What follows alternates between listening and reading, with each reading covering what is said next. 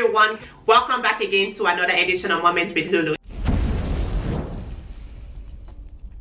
If you're new to this channel, please make sure you subscribe so you always get notifications whenever I put up a new video. And for all of my returning subscribers, thank you for always coming back to watch my videos. Make sure you give this video a huge thumbs up so we can gain traction across the YouTube platform. Today's video is going to be about surviving in Canada as an international student. And as many of you know, Canada immigration has increased the work limit for international students to greater than 20 hours. What is that supposed to say? That is supposed to say that international students can work any amount of hours per week while they are going to school, and this is to take effect between November 15 until December of 2023. And for all my international students out there who are money hungry like me and who love money and who want to work and make extra money while going to school and during the summer holidays, this is your opportunity. I know the immigration claim that it's to address labor shortage, but who cares whatever the reason for increasing the work hours is? No one cares about that. The point is the work hours have gone up, and this is to your own benefit. This is to your own advantage. So use it while it lasts for 1 year. Who knows what's going to happen after December 2023? We don't know that. But that is not to say that you should take time off of school to go work. That's not the point. The point is use this to your own advantage. Make your priorities. If your education is your priority, keep that as your priority. Whatever your priority is, do not trade working those hours for your actual education. Just, you know, in summary, just find a balance, but still use it to your own advantage. I'm so happy when I read that news like a few days ago. I'm just like, oh my goodness, that is so interesting, that is so nice to know, that is so good to know. And for people who know how to balance their life very well, this is a very fantastic opportunity, and I do encourage all international students. This is a huge survival strategy. Just think about how much you can make by working greater than 20 hours. To be honest, it was so annoying thinking that we had that 20 hours work limit, because I'm just like, oh my goodness, that is ridiculous to actually put like limits on the hours people can work. There was also an advantage to that in the sense that, you know, it made sure that people were not like trading off their studying, their school time just for work. So everything, like I said, has its own advantage and disadvantage. But anyway, since it's here, for people who know how to manage their time wisely, why don't you use this to your own advantage? And let's get to other strategies about surviving in Canada. The legal documents that you need to work has to be in place. When we talk about your social insurance number, when we talk about your student permit, your student visa, these are super important documents to have. You know, you don't want to find yourself lacking in any of these places, okay? So student permit is something that comes when you apply for your student visa. So you apply for your student visa, they give you a permit, and on that student permit, sometimes depending on if you apply for your work permit, there is always a condition that you can work on or off campus with that study permit, okay? Which also serves as a work permit. A work permit is not enough for you to work. You also need a social insurance number, because that is something that links you with the government system, with the work life of Canada. So an updated social insurance number, it does have expiry dates up until when your study permit expires. It always has that expiry date. So make sure that yours is always up to date and, you know, in good standing. Your passport, of course, has to be in good standing. Always not expired. Try to get your passport and documents renewed early on, as 6 months prior to expiry date, and your healthcare card as well. You never know what's going to happen to you. You're not necessarily in full control of your own health. You can be, but sometimes what we plan for is not always the case. So just make sure that you have all these important documents outlined and ready for you at any time. Of course, a credit card, it's okay. A banking card is okay. Just make sure that you're wise on your spending. Don't spend too much. Don't do ridiculous things with your money. In summary, that's just a way to survive in Canada as an international student. Another survival strategy is to learn the societal norms, learn from friends, make friends across different culture, different tribes, you know, make a lot of friends.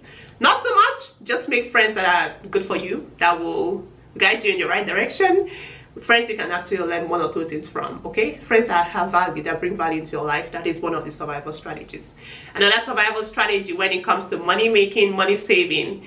For those of you who have left your home as an international student to study, and of course you have to live and eat and feed, don't go making ridiculous expenses. Things that are not necessary can wait, okay? Your living situation is important. If you're able to get a spot or a living place and accommodation off campus, do that, because it does save you a lot of money down the line.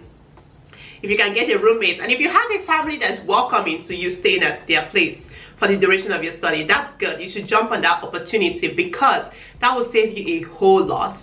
You know, you can see yourself paying up to $1,000 in rent per month, even in a shared accommodation. Campus, let's not even talk about campus. It's so expensive to live on campus. If you can get an accommodation off campus with a friend, make sure you do that. It's to your own advantage. You will save a lot of money in that area of life. And again, looking for a job, you have to start early to look for a job. If you can work while going to school, you should do that, because no matter how much money your parents send you from different countries, let's say from Nigeria that I know, we all know about this currency exchange rates can be ridiculous. Like there's no value in the money that comes from home, that kind of thing, depending on where you're coming from. You want to make sure that you're using the work hours to your advantage, and not just to gain money. Putting yourself in the Canadian system, working in the Canadian system, it gives you, you know, experience, entry-level experience, knowing how the workforce is, dealing with life outside of your four-wall campus of school. You get what I mean? It gives you work experience that you can use down the line. You're not going to stay in school for 20 years. You're not going to be in school for a long time, but real life is something that you're going to experience down the line. It lets you know how to, you know, form relationships, talk to people, have conversation, engage, hold strong conversations with people outside your school, outside your parameters, outside your classroom, outside your faculty. So work experience is really good. Okay, so use it to your own advantage and make sure you always stand up for yourself. That is super important. Another thing that I'm gonna talk about, like this, I feel like this topic deserves a whole like sit down video on it, is the issue of conversation. I know, like back home or in some countries, but where I'm from, it's more like you're trained to, or you're brought up in a way that you can't talk to your elders, you can't say stuff. There's a lot of things you want to say that just bottled up at the back of your mind. You're just holding them in your heart, and sometimes you want to explode. I need to drink some water. Talking about the issue of conversation, there's a lot of things you want to say. You're holding them in your heart because back home you're taught you cannot argue with your elders. But what does that do to you? That robs you of critical thinking, because when you grow, like when you become an adult in the society, you cannot fight for yourself. You can't speak in in group settings, because there's this way that you've been molded as a child that you cannot negate the mindset or the arguments of an elder, which does affect us in a way. Many people don't see this, but I would definitely have a video on this particular topic, because it's something that I've thought of in the past few months. I've had this discussion with a few friends, and it's sickening to know that this kind of thing exists. But I would say it's not going to be easy transitioning. I've been in that situation whereby I should have said something. I should have redeemed myself. Especially in your work life, you will face this kind of situation. In group settings, in group work, you will face this kind of situations where, oh my goodness, I should have said this. But sometimes it's not just based off of the individual. Sometimes it's more of how was I raised? Like, what was I told not to do? What was I told not to say? When am I to speak versus when am I not to speak? But all I'm trying to say is that just a survival mechanism. You have to put yourself out there. You have to be in uncomfortable positions, because leaving your home alone, that is a huge discomfort. You know, leaving your home, coming to somewhere where you have nobody, you have no family, you're just starting to make few friends, get a feel of the environment, of the situation. You will be in a lot of places, a lot of circumstances where if you don't speak for yourself at that moment, it's probably gone, and you're probably not going to like the outcome. Speaking from experience, I would say. Another thing I would say in terms of surviving as an international student all boils down to like finances, funding. If you're able to get emergency funding, always put yourself out there. Apply for scholarships, bursaries, awards, every single thing on the planet. Apply. Whether you're going to get it or not, that's not the point. The point is that every application you make towards bursaries, scholarships, and funding gives you an advantage. It gets you close to being a selected candidate. Speaking based off of experience, I've never thought, oh, I get this, I don't care if I'm going to get it or not, I'm still going to go apply. It's one thing to be like, okay, I'd rather do something, I'm like, oh well, I didn't get it, but I went for it.